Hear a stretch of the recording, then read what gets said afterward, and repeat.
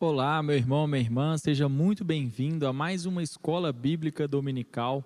Meu nome é Lucas Júnior, eu sou um dos muitos líderes aqui dessa casa e estou aqui para te servir hoje e aprender junto com você e expor com você as Sagradas Letras. E nós vamos expor, dando sequência aí no novo livro da Escola Bíblica Dominical, o livro de Romanos. Por isso, se ficar qualquer dúvida a respeito daquilo que vamos expor hoje aqui, você pode me chamar no Instagram, se tiver qualquer dúvida, me chama lá, porque vai ser um prazer a gente conversar a respeito da exposição que vamos ter de Romanos, capítulo 1, do verso 1 ao verso 7.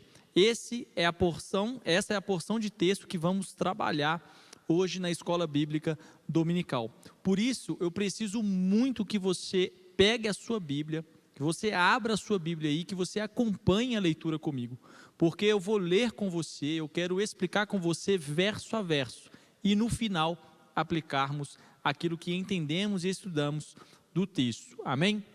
E eu vou ler na versão NVI, e antes de eu iniciar a leitura, eu peço muito que você se inscreva no nosso canal do YouTube, se você não é inscrito, se você perdeu a nossa introdução do livro de Romanos, eu peço que você volte e assista, porque é muito importante você ter aí na sua cabeça o plano de fundo do livro de Romanos.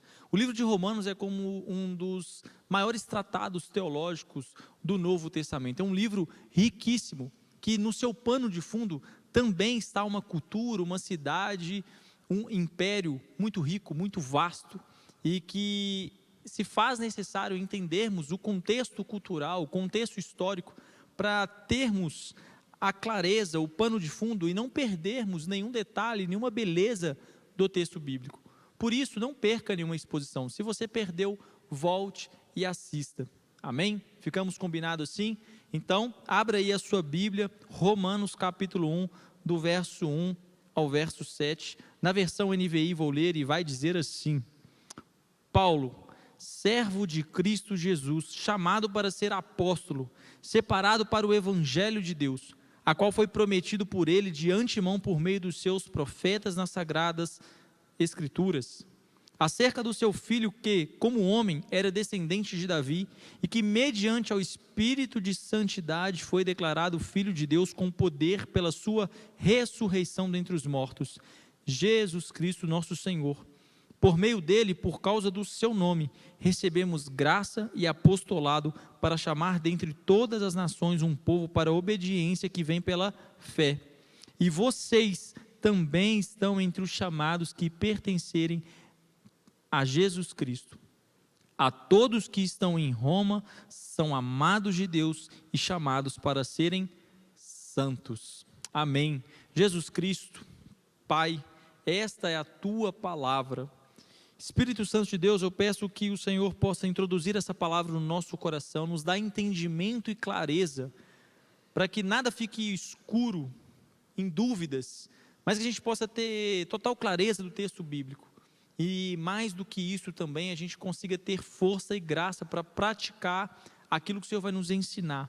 Para de fato que o Evangelho não fique só no campo das ideias, não só no campo teológico, mas também na prática, no amor ao próximo, no dia a dia, na boa convivência, para que verdadeiramente as pessoas possam olhar para a gente e ver que somos discípulos de Jesus Cristo, porque praticamos a tua palavra. Nós não queremos ser apenas ouvintes, mas também praticantes dela. Por isso, Espírito Santo de Deus, com um texto lido, eu peço que o Senhor nos ajude com entendimento e graça para compreendermos essa beleza, essa linda palavra do Senhor. Essa é a minha oração em nome de Jesus. Amém, amém e amém.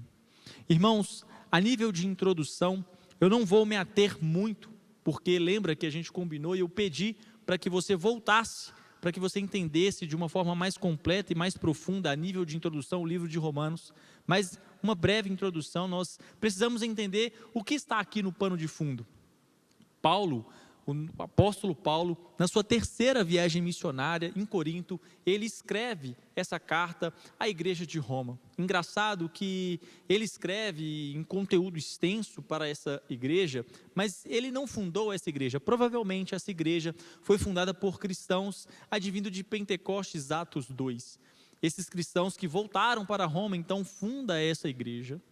O apóstolo Paulo, que nunca até então teria andado, visto, conhecido esses irmãos, ele escreve, claro, com alguns propósitos.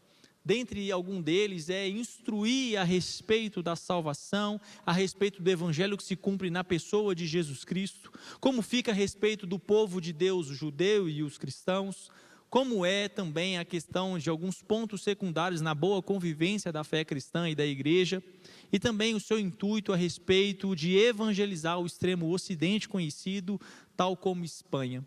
Ele precisando de ter a igreja de Roma como base para a sua talvez possível quarta viagem missionária, ele necessita e pede para que esses irmãos possam ajudá-lo a enviá-lo para que ele continue pregando o evangelho de Jesus Cristo. Então, ele que nunca conheceu essa igreja, viu essa igreja, esteve com esses irmãos, ele escreve a essa igreja de Roma. Esses irmãos que estavam lá e que padeciam até então sobre o imperador Cláudio, que por sua vez, ele pediu para que os judeus fossem embora, expulsassem os judeus ali do centro do Império Romano. Esses judeus que foram embora, que por sua vez essa igreja provavelmente ficou em sua maioria gentílica, mas que não talvez completamente, porque posteriormente os judeus pudessem retornar a Roma, que só depois, posteriormente, fossem expulsos novamente com o Império Nero, acusando os cristãos, os judeus, sobre o incêndio de Roma. Até então, essa igreja gentílica, talvez em sua maioria também, com alguns judeus cristãos ali, tinha algumas confusões a respeito da prática do Antigo Testamento, aquilo que vale, aquilo que não vale, aquilo que podemos praticar, aquilo que não podemos praticar, aquilo que morreu, aquilo que foi abolido, aquilo que continua, algumas dúvidas. Então o apóstolo Paulo, dentro dessas perspectivas que eu disse, ele escreve a essa igreja para instruir essa igreja, mas não somente aquela igreja, mas também instruir ao nosso coração, porque aqui são ditas verdades belas, que precisam ser vividas, precisam ser faladas, expostas, para que a igreja atual, a igreja do nosso Senhor Jesus Cristo, possa ser forte na palavra, entender o verdadeiro evangelho. E eu quero, com essa responsabilidade, expor com você verso a verso, para que eu e você possa ser instruído por esse tratado teológico, por essa beleza que é a carta aos Romanos. Amém? Então é dentro dessa perspectiva, com essa breve introdução, eu quero voltar com você a ler o verso 1. Então, abra a sua Bíblia aí, volta comigo, para que a gente possa voltar e expor verso a verso. Amém? Verso 1 vai dizer: Paulo, servo de Jesus Cristo, chamado para ser apóstolo, separado para o evangelho de Deus. Só apenas nesse verso 1 a gente pode nos ater aqui a alguns pontos fundamentais e alguns pontos extremamente importantes. Paulo, quem é Paulo, para começo de conversa? A nível também de uma breve introdução, nós podemos entender sobre quem é Paulo. Paulo, que apesar de ter nascido em Tarso, uma cidade cosmopolita, uma cidade importante, ele criado em Jerusalém, nascido em Tarso, mas criado em Jerusalém para o seu ofício, o seu estudo das Sagradas Letras, e não mais, não menos, do que ensinado e instruído aos pés de Gamaliel, um importante mestre da sua época, ou um dos mais importantes mestres da sua época. Então Paulo, como um zeloso, um religioso, um instruído na lei farisaica, ele então começa a perseguir os cristãos, tido como uma ponta herege, tido como alguns que tumultuavam e que prejudicavam a fé judaica de certa forma. Paulo, ele então corre atrás, com zelo no coração, com um coração religioso, a ponto de defender a sua fé. Ele então defende, atacando e perseguindo os cristãos. Só que num belo dia, no encontro a caminho de Damasco, o próprio Cristo aparece para ele. Ele tem um encontro com o Senhor. Essa história é narrada ali em Atos 9, 10. Atos vai começar a narrar esse encontro. Lucas, lá em Atos, vai começar a transicionar para a história de Paulo e as viagens de Paulo. Uma história muito linda. E então Paulo, ele tem esse encontro com o Senhor que o transformou, Atos 9, do 3 ao 22. Ele, com esse zelo, ele encontra o Senhor. Nisso, nós partimos para o servo de Cristo Jesus.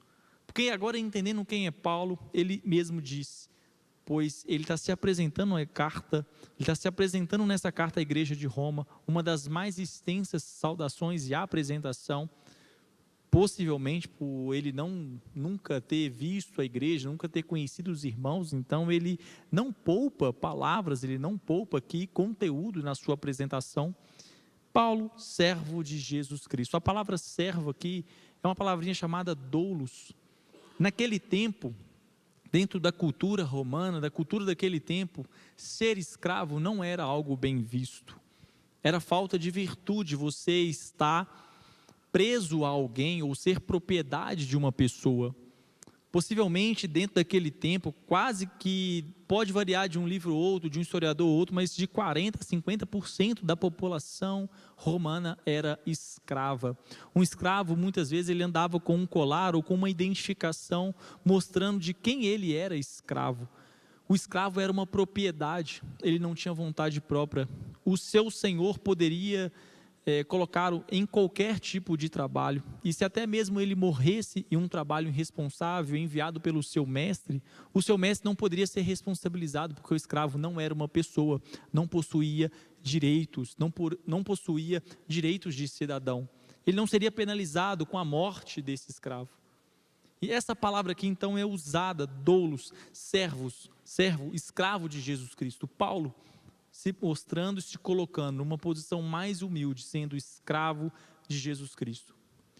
Essa palavra não só choca naqueles dias, mas também choca nos dias de hoje, porque muitas vezes nós somos cristãos, mas nós não temos ou não gostamos de submeter completamente a nossa vontade à vontade de Deus.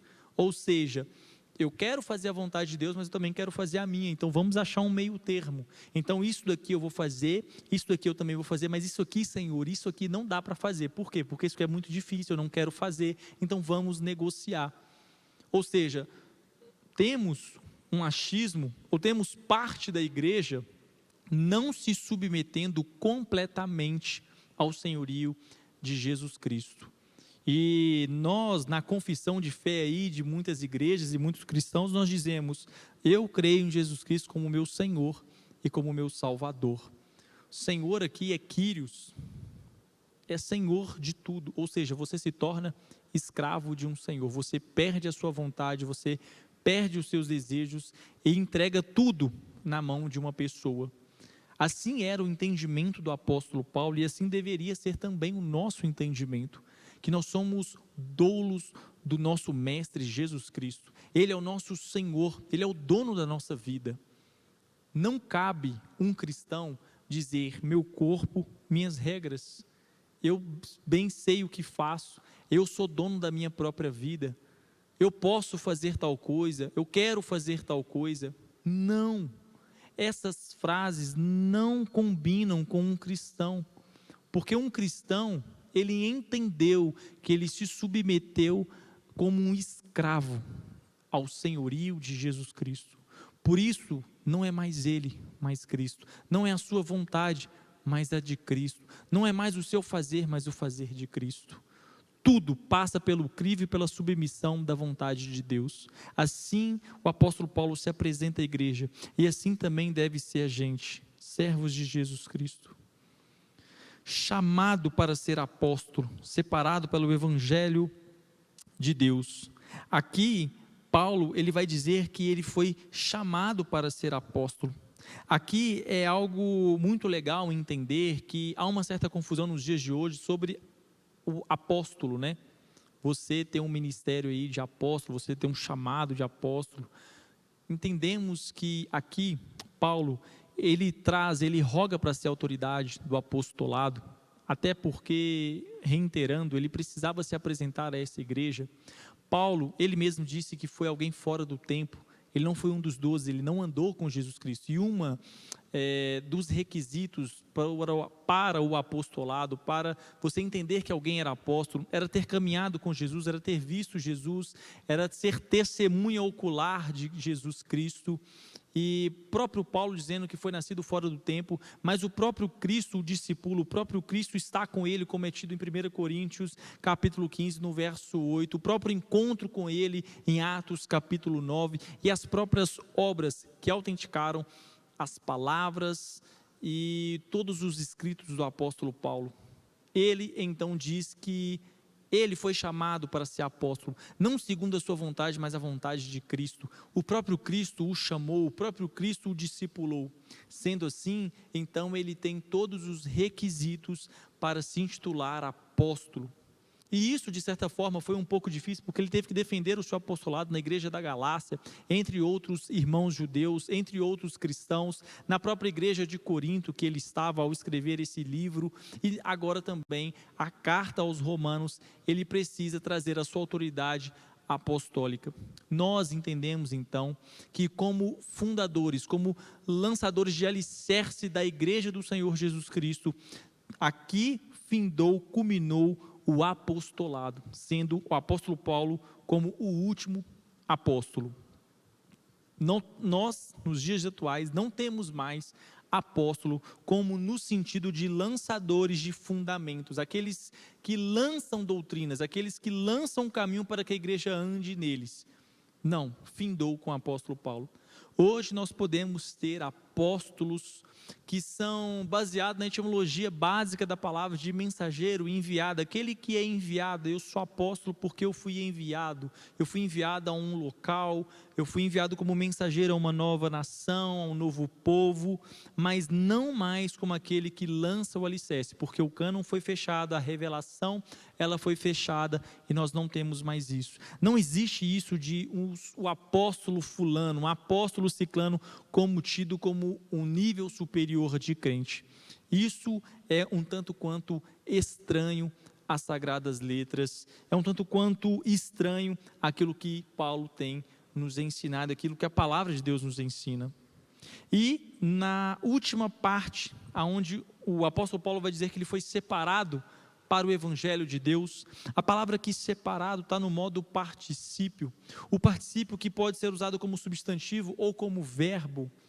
Aqui vai dizer que está no modo passivo, na voz passiva, ou seja, o sujeito, que é o apóstolo Paulo, ele recebe a ação do verbo de forma passiva.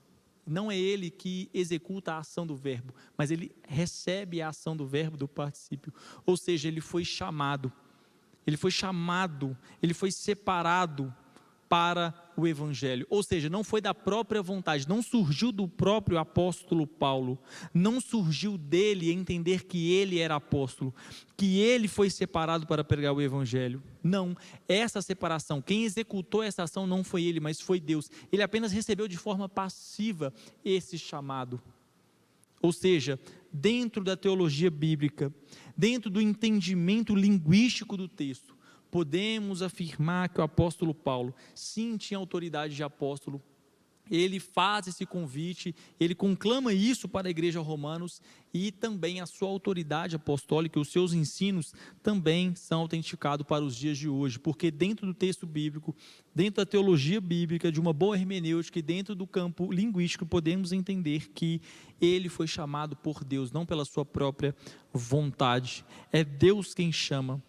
O apóstolo Paulo não é a fonte da mensagem, o poder não está nele, mas naquilo que ele carrega. Ele se tornou um arauto de Deus, ele se tornou um mensageiro de Deus, para pregar o quê? A sua vontade, as suas ideias, não para pregar o evangelho. Evangelho que é uma boa notícia, evangelho que está dentro de um contexto de realmente boa notícia, pelo menos aplicada em dois contextos. O primeiro contexto era sobre o nascimento do filho de um rei, aonde o mensageiro ele trazia a boa notícia para o povo. E isso era uma excelente notícia, o nascimento, a linhagem real, proteção, estabilidade de um reino, economia, segurança, prosperidade de um reino. Ou também quando um general ou quando um rei, uma cidade recebe a boa notícia de que venceram a guerra. eles não serão exilados, não serão escravos. Uma excelente notícia. O Evangelho para nós também é uma excelente notícia, e muito melhor do que todas essas notícias, porque afinal de contas, você vencer uma guerra, o nascimento de um filho, o nascimento de algo glorioso ou uma vitória, ela é passageira. Mas a boa notícia de Deus para nós é que Jesus Cristo veio para quitar o meu e o seu pecado e pudéssemos herdar a vida eterna. Ou seja, nós não seremos mais escravos, mas sim filhos de Deus. Olha que notícia maravilhosa. E é essa notícia que o apóstolo Paulo carrega. Foi para isso que ele foi separado. Ou seja, o Evangelho, a boa notícia, e Paulo foi separado para pregar essa boa notícia. Por isso nós precisamos entender que não é a pessoa que se autoconclama, não é a pessoa que se autoproclama, ela não pode dizer que não, mas eu acho e veio de mim esse entendimento. Não, o chamado vem de Deus, a vocação vem de Deus, o dom vem de Deus, não vem da própria pessoa. E a pessoa não pode pregar o que ela quiser, ela não pode trazer significados, um novo evangelho, novas ideias, boas notícias da cabeça dela, não.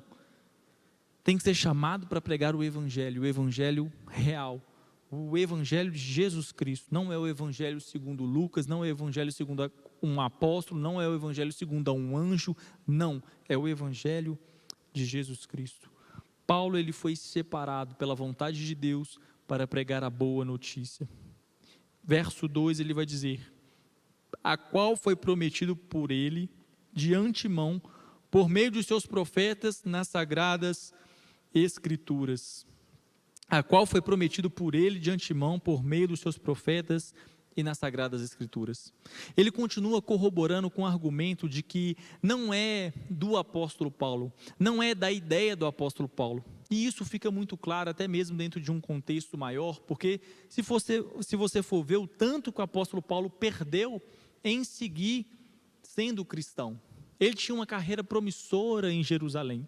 Ele tinha a cidadania romana, ele tinha todo o conhecimento farisaico, era um poliglota, estava bem estruturado, tinha a carta do Sinédrio, era conhecido, era reconhecido, tinha uma linda carreira religiosa e política em Jerusalém, mas ele perdeu tudo para seguir a Jesus Cristo. Não pode ser da ideia, não pode ser da cabeça dele, porque na verdade ele só perdeu seguindo Jesus Cristo. Então ele vai corroborar, continuar dizendo que não foi prometido segundo a ele, não foi compreendido segundo ele, mas foi de antemão, ou seja, lá atrás, já havia sido prometido dos profetas das Sagradas Escrituras. Lá atrás, Deus já havia sinalizado, já havia prometido uma boa notícia para o seu povo. Numa revelação progressiva, aonde você vai lendo de Gênesis a Apocalipse, você vai ver que Deus, ele vem, ele corrige o povo, ele resgata o povo prospera, o povo volta a pecar, Deus vem, corrige o povo, restaura o povo fica bem, cai, e esse ciclo, ele vai continuando. Mas Deus promete culminar isso, trazendo de uma vez por todas, o fim da morte, ou seja, a morte e ressurreição de Jesus Cristo, aonde ele vence o poder do pecado, ele vence o poder da morte e concede a mim e você, a todo aquele que nele crê, a vencer a morte também por meio de Jesus Cristo. E isso é lindo, e essa é a mensagem do Evangelho. Ou seja, a origem do Evangelho é Deus, a origem do Evangelho é Jesus Cristo, que foi prometido por Deus nas Sagradas Escrituras. Desde o Antigo Testamento há uma revelação progressiva até a plenitude dos tempos, que é o tempo do Evangelho, o tempo do nascimento de Cristo, o tempo dos apóstolos, o tempo da pregação do Evangelho, do espalhar do Evangelho naquelas nações. Na plenitude dos tempos foi revelado a vontade de Deus, o nascimento da Virgem, do Filho na Virgem Maria. Jesus Cristo nasceu. Na plenitude dos tempos ele cresceu, ele exerceu o seu ministério, ele morreu, mas ele ressuscitou, ascendeu aos céus, e os seus discípulos, os seus apóstolos pregaram a mensagem do Evangelho. Ou seja, na plenitude dos tempos se cumpriu aquilo que de antemão já havia sido profetizado nas Sagradas Letras. Ou seja, a essência do Evangelho, a ideia do Evangelho não é algo humano, mas é divino. O evangelho, ele é divino. Ele não pode surgir, ele não pode advir de humanos, de coisas humanas, mas o verdadeiro evangelho, ele é transformador, ele é poderoso, porque ele é divino e a sua essência é o próprio Cristo. É por isso que nós podemos e devemos apenas pregar o verdadeiro evangelho. Você não pode inventar um outro evangelho. No verso 3, continua comigo a leitura, vai dizer assim: acerca de seu filho, que como homem era descendente de Davi. Aqui o apóstolo Paulo ele vai citar algo que é muito caro para a cristandade, algo que era muito caro para os judeus também. Não quer dizer que Jesus Cristo, ele sendo descendente de Davi, ou vindo como homem, isso diminui a sua divindade, ao contrário.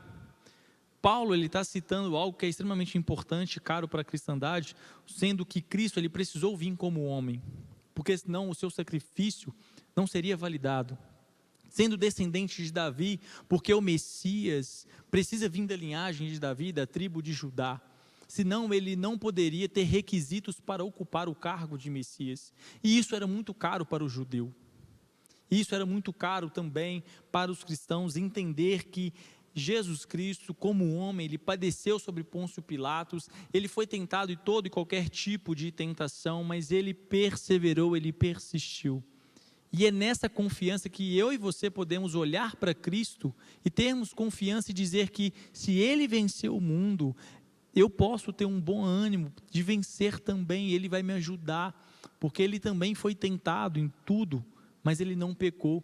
Então, pelo poder e a graça que Ele pode me conceder, eu também consigo ter uma vida santa. Você confiando e entendendo isso, você consegue caminhar na verdade. A verdade é essa que tentou ser deturpado mais à frente. O apóstolo João teve que combater com um proto-gnosticismo, dizendo que Cristo não veio em corpo de homem. Ou seja, Paulo aqui vai dizer que acerca do filho que como homem era descendente de Davi, ou seja, a encarnação de Cristo e a descendência de Davi, porque Deus havia prometido há muito tempo que o descendente de Davi reinaria para sempre. Ou seja, eu preciso de alguém da linhagem de Davi que reinaria para todo sempre. Ou seja, o seu reinado não teria fim.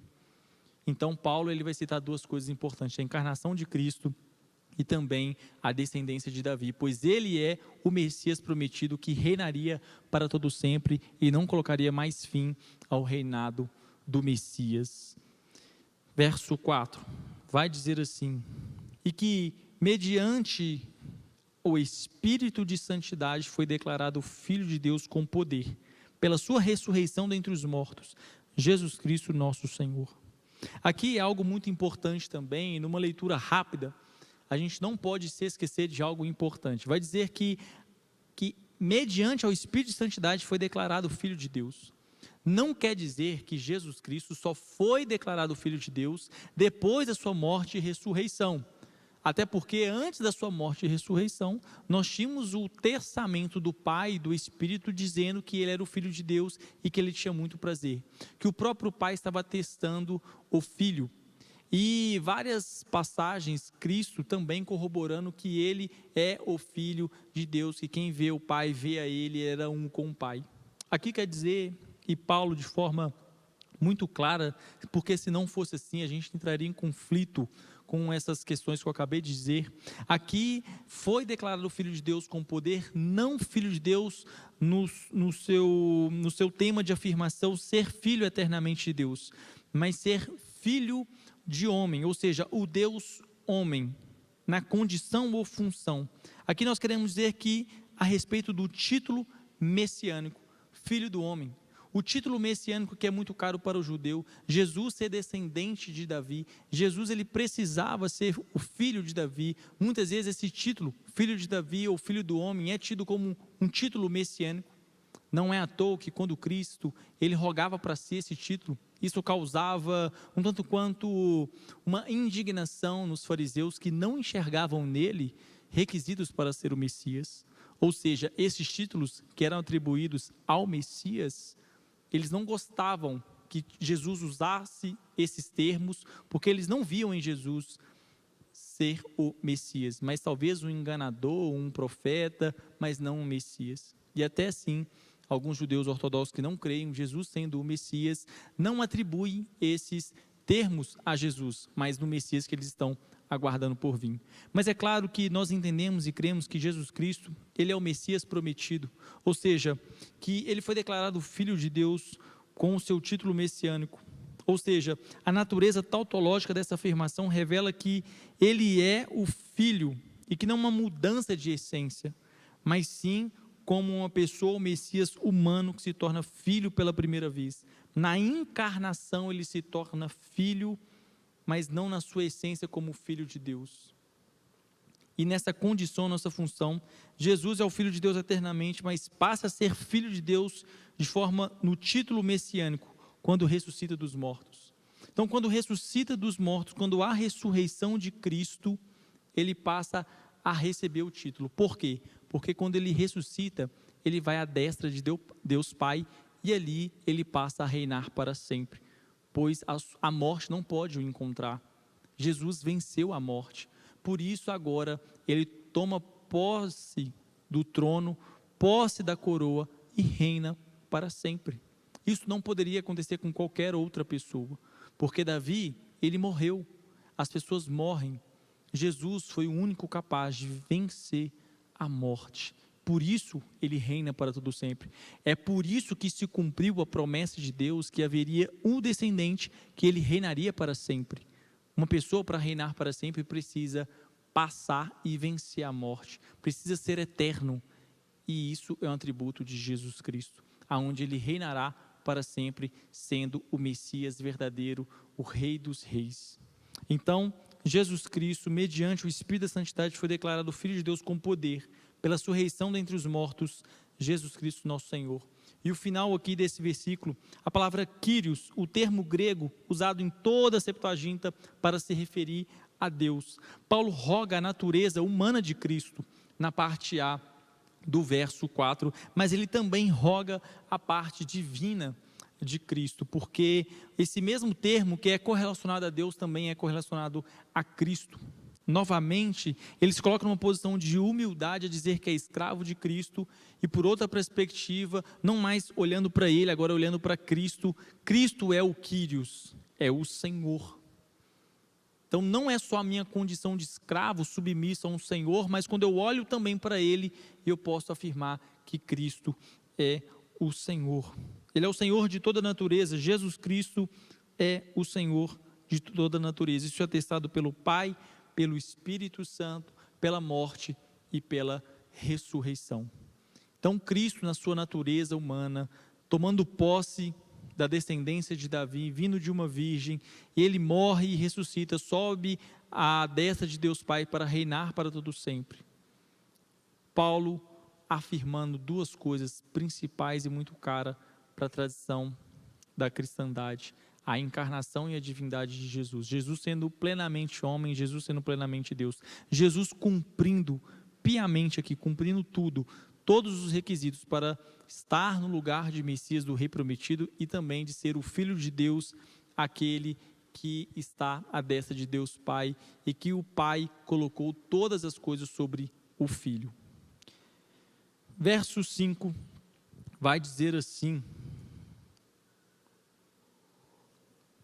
por meio dele e por causa do seu nome, recebemos graça e apostolado para chamar dentre todas as nações um povo para a obediência que vem pela fé.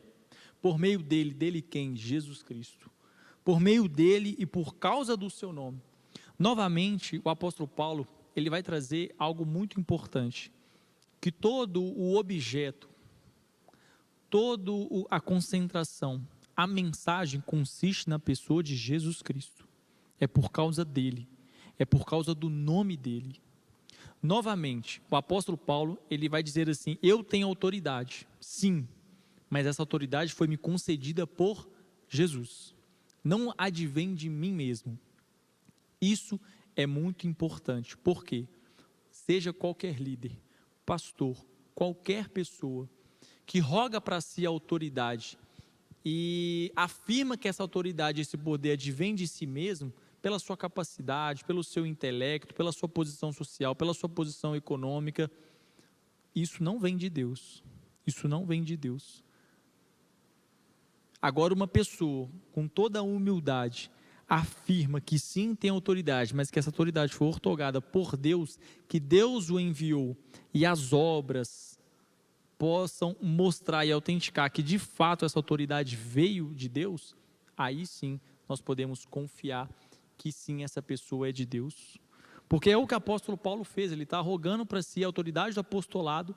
Nós temos o seu testemunho corroborando que sim, ele é o apóstolo, as obras do apóstolo Paulo corroborando também com a sua mensagem apostólica, ou seja, ele está sim afirmando o seu apostolado, mas ele o tempo todo deixa claro que é por meio dele, eu fui chamado, é por ele. O foco, a mensagem, o poder e a transformação está no poder de Jesus, no nome de Jesus, não no apóstolo Paulo em si. E isso é muito poderoso, porque talvez um dos maiores bandeirantes, um dos maiores homens que no seu tempo pregou Jesus Cristo, operou milagres, operou maravilhas, viu o próprio Senhor, não tomou para si nem um pouco de glória. Ele sempre apontou para Cristo. E isso é importante, porque nos dias de hoje, nos dias da igreja atual, nós não podemos aceitar homens e mulheres de Deus que ficam com a glória para si, que apontam para si e ortogam que essa autoridade, que esse poder vem de si e não do Senhor Jesus Cristo.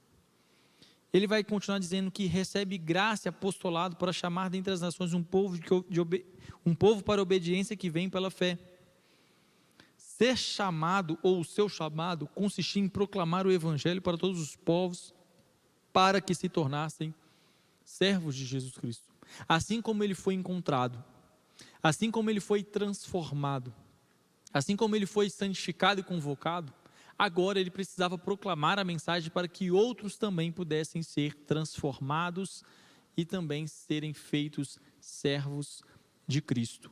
Essa era a mensagem do apóstolo Paulo. Esse era o objetivo do apóstolo Paulo. Esse era o objetivo dele. Consistia em proclamar o evangelho. E que evangelho? O evangelho de Jesus Cristo, não o evangelho segundo a sua cabeça ou segundo as suas intenções ou achismos, mas o evangelho de Jesus Cristo. O objetivo dele era proclamar, não agora apenas para os judeus, mas para todas as nações, todos os povos. Isso era algo também que causava um tipo de inquietação, porque nós precisamos entender também que nos primeiros séculos, ali quase chegando no ano 60, que provavelmente essa carta foi escrita, nós precisamos entender que nesse tempo, nesse contexto, a igreja primitiva era em sua maioria judaica, ou seja, nós tínhamos a inserção de poucos gentios ainda na igreja, mesmo com a perseguição, mesmo com a dispersão, ainda assim era de sua maioria judaica. A igreja só vai de fato começar a ter uma inserção, vai se tornar na sua maioria gentílica e vai de fato transicionar ali de judaica cristã para cristã, ou seja, há um processo, não foi do nada, não foi de repente, havia um processo. Tanto que o apóstolo Paulo foi muito perseguido, porque eles achavam que ele era alguém que queria abolir, que queria destruir a lei judaica, que ele queria brigar com os usos e costumes dos judeus. Então havia uma transição, ou seja, dizer em certos círculos, dizer em certas cidades que a mensagem do evangelho, a mensagem de salvação de Deus também era para o gentio, e esse gentio, ele não precisava se submeter a todos os ritos da Torá, isso causava estranheza. Mas o apóstolo Paulo, ele não negociou essa verdade. Ele dizia que para o gentio que foi chamado por Deus sem ser circuncidado, ele não precisava se circuncidar, ele não precisava se submeter aos ritos do Antigo Testamento. Logo, ele então afirma que esta mensagem é uma mensagem para chamar dentre as nações um povo para a obediência que vem pela fé. E isso também ele vai discorrer um pouco mais tarde a respeito da lei, a obediência da lei, se isso traz salvação, se isso não traz salvação, por que motivos da lei. mas ele aqui vai apenas jogar uma pitada aqui para ele discorrer, desdobrar um pouco mais à frente esse termo, que é a obediência que vem pela fé. Mas nós vamos entender aqui nesse breve momento que a obediência pela fé é aquilo como Karl Barth expressa. A fé não é obediência, mas assim como a obediência não é obediência sem fé, a fé não é fé sem obediência. Elas são inseparáveis, do mesmo modo que o raio e o trovão são o mesmo em uma tempestade. Ou seja, que a fé e a obediência, elas são inseparáveis. Eu obedeço porque eu tenho fé. Se eu tenho fé, eu obedeço.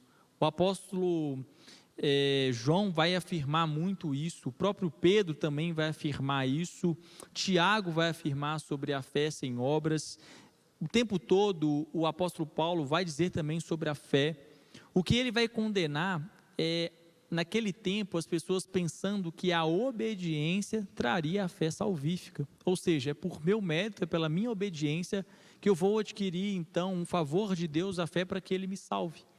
Isso o apóstolo Paulo sempre condenou, sempre bateu, e isso foi muito caro na Reforma Protestante, e é também nos dias de hoje.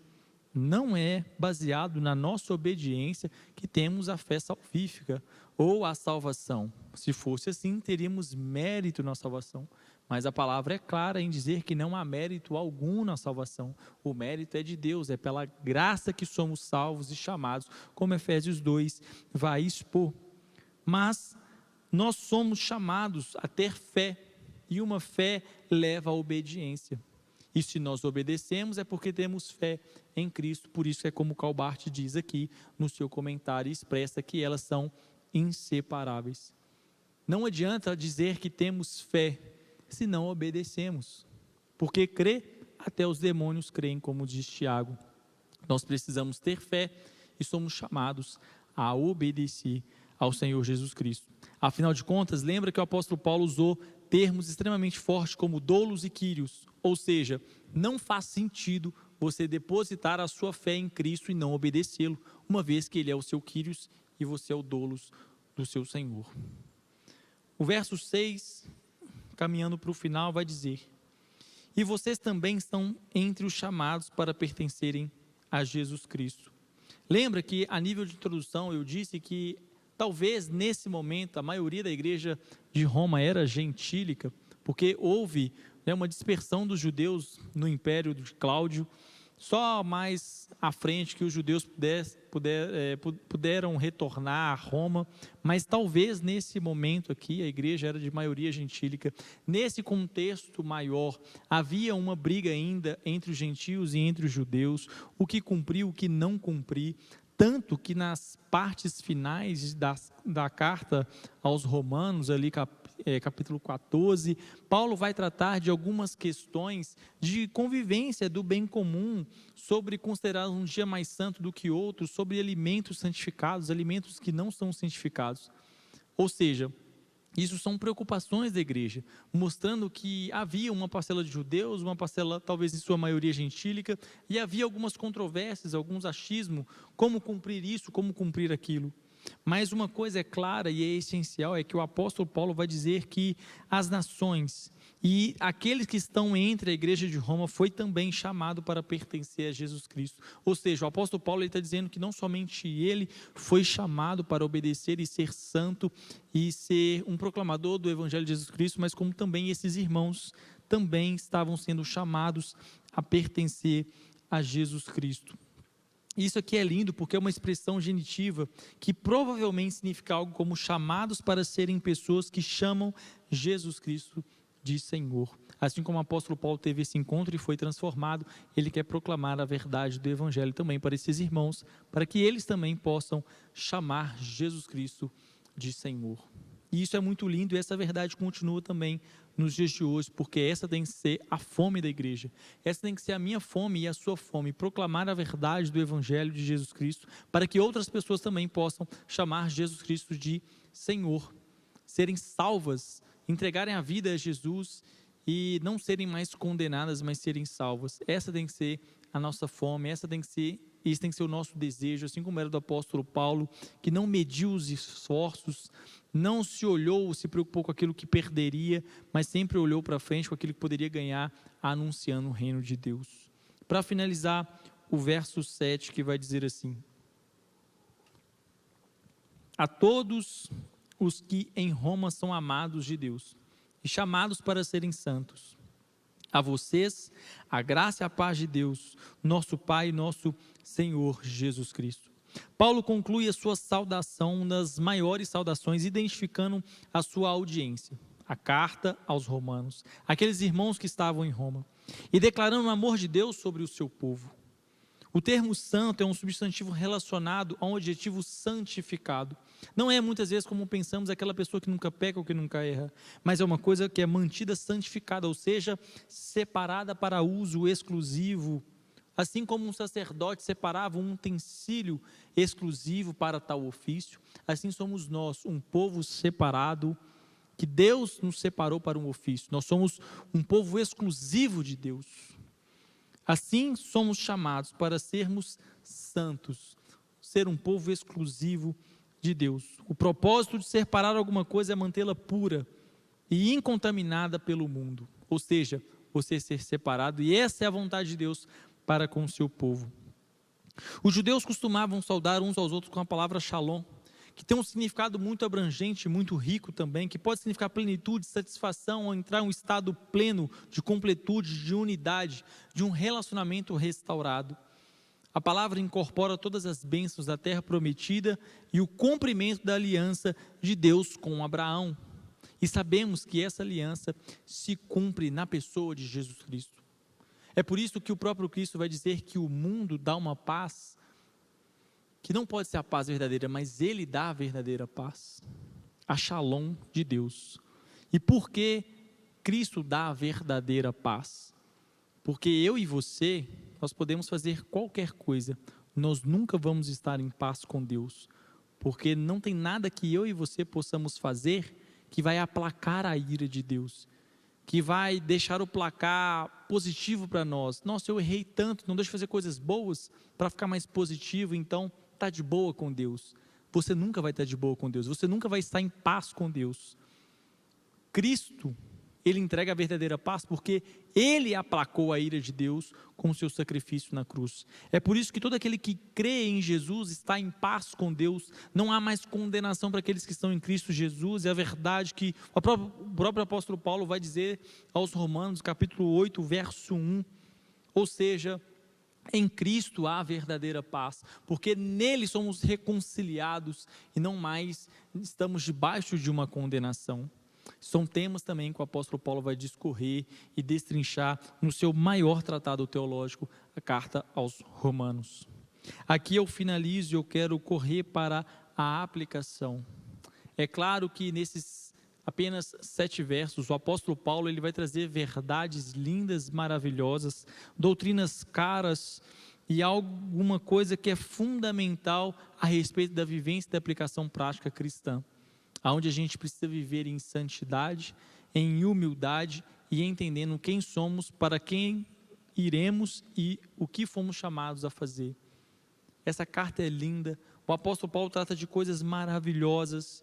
Eu espero que você possa entender esse livro que muitas vezes eu mesmo anteriormente lia e não entendia muito, mas após entender e compreender esse texto, fico maravilhado todas as vezes que leio, e eu espero que você também possa não só ficar maravilhado com ele, mas também entender as aplicações e aplicar para você, amém?